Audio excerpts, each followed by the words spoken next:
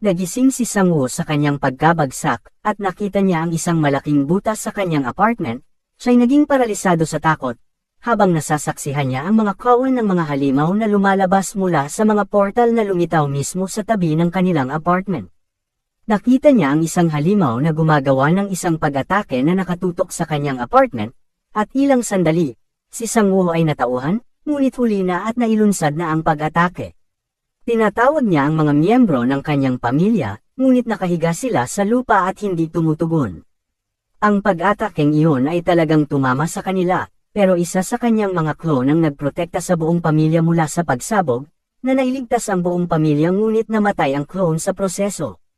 Sinabi ni Sang-woo na ang isa sa kanyang dalawang natitirang clone ay malubhang nasugatan, na iniisip niya kung gaano siya kapos sa manpower ngayon. Unti-unting nagkamalay na ang pamilya ni Sang-woo, at sinabihan silang lahat ni Sang-woo na mag-impake at maghanda para pumunta sa emergency shelter. Ang sitwasyon sa labas ay nagkakagulo, na may mga halimaw na pumapatay sa lahat ng tao sa kalye. Bumaba sila sa kanilang sasakyan at nakita ang ginawa ng mga halimaw sa daanan. Nalaman nilang winasak na ng mga halimaw ang bawat ruta. Dahil sa 2 kilometrong biyahe lamang papunta sa emergency shelter, wala silang ibang choice kundi dumaan sa mga underground tunnel na matatagpuan sa ilalim ng kanilang mga apartment. Sa kanilang paglalakad, nakakita sila ng isang tao sa ilalim ng ilang mga durog na bato dahil sa isang D-class na halimaw na tinatawag na troll. Siya ay nakikitang sumisigaw para humingi ng tulong, at nang makita ito ni Sang-woo at ng kanyang ama, ang kanyang ama ay nangatuwiran sa kanya, na sinasabi na kailangan lamang nilang mag-alala tungkol sa kanilang sarili at wala sila sa sitwasyon kung saan tutulong pa sila sa ibang tao. Pero si Sang-woo ay hindi kayang tumayo dito at panoorin ang isang taong pinatay, kaya sinabi niya sa isa sa kanyang mga clone na protektahan ang pamilya, at sinabi sa kanyang pamilya na pumunta na sila sa shelter nang wala siya. Sa obligasyon ng pagiging isang hunter, inutusan niya ang isa sa kanyang clone na pumunta sa halimaw at iligtas ang lalaki. Habang nakikipaglaban si Sang-woo sa troll, may isang halimaw na nakatingin sa bawat kilos niya, at ginagaya ang paraan ng kanyang pagsasalita. Ang eksena ay bumalik kay Sang-woo na nakikipaglaban sa troll gamit ang isang baseball bat, at inutusan niya ang kanyang clone na gamitin ang nakuhang isinumpang espada kasama ang isinumpaang hiyas. Nilunok ng clone ang isinumpang hiyas, at labis na ikinagulat ni Sang-woo, na ito ang babala na sinasabi ni Kang, ang clone ay naging isang halimaw. Laking gulat ni Sang-woo sa nakitang ito kaya nagtanong siya kung kakampi pa rin ba siya. Ang mga estatistika ng clone ay tumaas, at si Sang-woo ay nakakuha din ng mga benepisyo sa estatistika, at sa kabutihang palad para sa kanya, hindi siya mismo naging isang halimaw. Nagpatuloy ang laban, at ang clone ni Sang-woo na naging halimaw, at siya, ay nagbigay ng malaking pinsala sa halimaw, pero sa kasamaang palad, ang troll ay may malakas na regeneration effect, at gaano man kalaki ang pinsalang gawin ni Sang-woo at ng kanyang clone, palaging nakaka-recover ang troll. Pero may plano si Sang-woo. Inutusan niya ang kanyang clone na putulin ang mga binti ng troll para matamba siya, at nang bumagsak ang troll, binaril ito ni Sang-woo sa mata, na nagpahina sa paningin nito. Nang mawalan na ng paningin ng troll, ginamit niya ang kanyang bagong nakuhang strike skill at ginamit ang kanyang baseball bat para paluan ang ulo ng troll. Gumana ang plano, at natalo nila ang troll. Si Sang-woo ay masaya at natuwa sa kanyang mga ginawang biro, ngunit pagkatapos niyang tingnan ang nawasak na bayan, mabilis siyang bumalik sa realidad. Ang eksena ay lumipat sa mga hunters ng Red Fire Guild, ang rank number 9 na guild sa Korea, at ang Scorpion Guild, ang ika-7 rank guild sa Korea.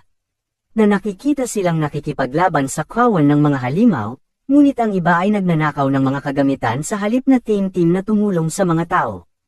Isang military aircraft ang may ibinaba, at ito ay si Park Won-tae. Siya ay nagutos sa kanyang mga tauhan na ilikas ang mga survivors, dahil ang ibang mga guild ay inuuna lamang ang pagkuha sa mga item na ginamit ng mga halimaw, at pagnanakaw sa mga item ng biktima. Naiinis siya sa mga sakim na guild at inako sa kanyang sarili ang personal na pagtulong sa mga natitirang survivors. Pagkatapos ay nakita niya si Sang-woo at ang kanyang clone na nakikipaglaban sa mga sangkawan ng mga halimaw kasama ang grupo ng mga sibilyan. Nagtitiis sila ng maayos, ngunit mabilis na nawawala ng lakas si Sang-woo at labis na napagod ang sarili. Isang malaibo na halimaw ang nakitang gumawa ng pag-atake sa mga sibilyan, at ang natitirang clone ni Sangwoo ay nagsakripisyo para protektahan sila. At nang si Sangwoo ay malapit ng atakihin ng halimaw, pinatay ito ng isang napakalaking halimaw na tigre. Ang halimaw na tigre ay nasa sabik ng patayin si Sangwoo, at si Sangwoo ay nakaupo, at handa na ring mamatay. Ngunit nang malapit na siyang patayin ng halimaw, sumulpat si Park Hwan-tae at pinatay ang halimaw na tigre sa isang slash, na pinugutan ito ang ulo. Na ipinapakita ang malaking pagkakaiba ng lakas sa pagitan ni Sangwoo at ng may pinakamataas na level na hunter.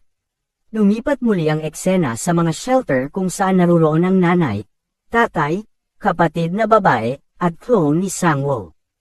Ang kapatid na babae ni Sangwoo ay sumigaw sa kanyang clone na palayain siya at ipinahayag ang kanyang mga alalahanin para sa kaligtasan ni Sangwoo.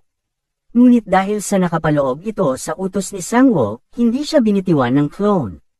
Pinatahimik siya ng kanyang ama, at inayos ang sitwasyon, ngunit nang hamu pa na ang pag-aalala, isang boses ang nagmula sa labas ng pintuan ng shelter, kumatok sa pinto at nagsusumamo sa mga tao sa shelter na papasukin siya.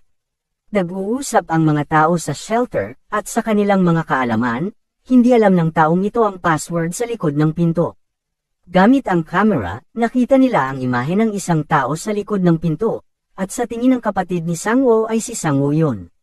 Nasa sabik siyang makitang ligtas ang kanyang kapatid at binuksan niya ang pinto ng shelter, ngunit nakakatroma ang sumunod niyang nakita.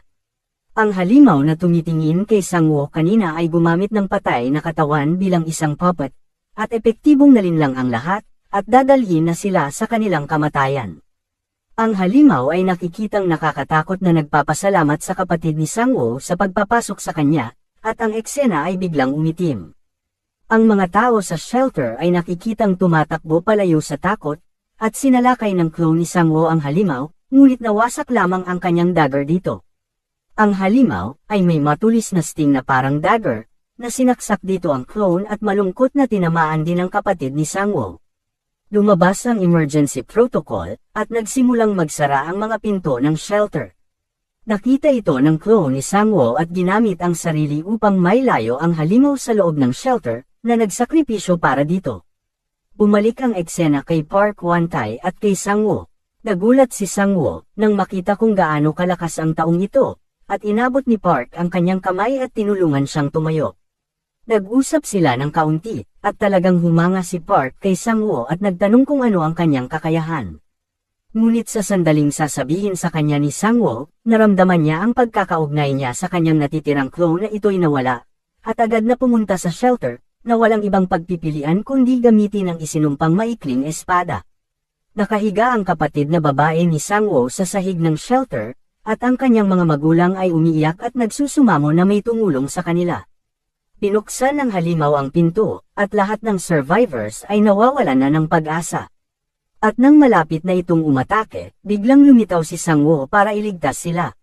Nakita niya ang kanyang kapatid na babae na binabawian na ng buhay sa sahig ng shelter, at sobrang nagalit siya, sa sobrang pagkagalit sa ginawa sa kanyang kapatid, at sa sumpa ng maikling espada. Nag-transform si Sangwoo sa isang halimaw at nagsimulang salakayin ang ipis na halimaw. Nagtamo siya ng matitinding sugat at hindi nagawang tapusin ang laban, at sapat na ito upang tumulong kaagad si Park Hwan-tae at ang kanyang rescue squad. Nakita ng rescuer si Sangwoo at sinabi na siya ay nasa kritikal na kondisyon. Ngunit sa kabila ng kanyang sitwasyon, nakiusap si Sangwoo na iligtas muna nila ang kanyang kapatid. Nakaharap si Park Hwan-tae sa halimaw, at si Sangwoo, dahil sa sobrang pagkawala ng kanyang dugo, siya ay nawalan ng malay.